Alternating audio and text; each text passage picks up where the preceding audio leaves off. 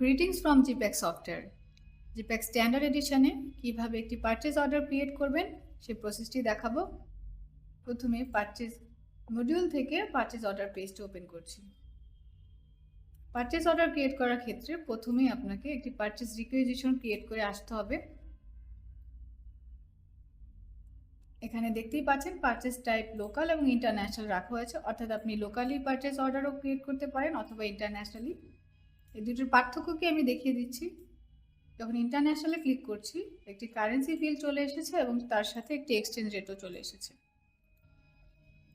এখানে কারেন্সি ফিল্ডে foreign currency আছে, এটি সেটআপ থেকে প্রথমে এন্ট্রি করে আসতে হবে এবং তার সাথে এক্সচেঞ্জ রেটও এন্ট্রি করে আসতে হবে। আমি একটি লোকাল পারচেজ অর্ডার ক্রিয়েট করে দেখাচ্ছি।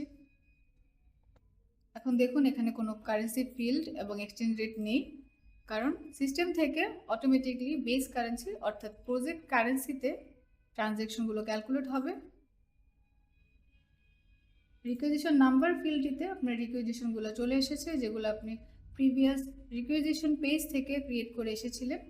আমি একটি রিকুইজিশন সিলেক্ট করে নিচ্ছি।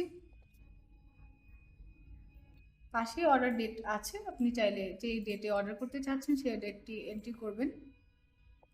সাপ্লায়ার সিলেক্ট করছি, যে কোনো রিমার্কস অ্যাড করে নিতে পারেন। গ্রিডে রিকুইজিশনের যে ডেটাগুলো এন্ট্রি করেছিলেন সেগুলোই শো করছে। বাঁ পাশের চেক থেকে সিলেক্ট করছি। এখানে আপনি শুধুমাত্র অর্ডার কোয়ান্টিটি এবং ইউনিট প্রাইসটি এন্ট্রি করতে পারবেন। আমি ধরুন প্রথম আইটেমটির আমি 8 কোয়ান্টিটি অর্ডার করতে চাচ্ছি। পাশে ইউনিট প্রাইস রয়েছে, আপনি চাইলে ইউনিট প্রাইসটি চেঞ্জ করতে পারেন।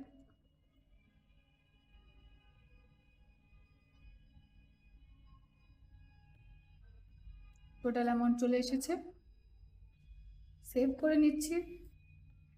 আমার পারচেজ অর্ডার ক্রিয়েট হয়ে গিয়েছে, সাথে একটি রিপোর্টও জেনারেট হয়ে গিয়েছে। আমি দেখিয়ে দিচ্ছি রিপোর্টটি।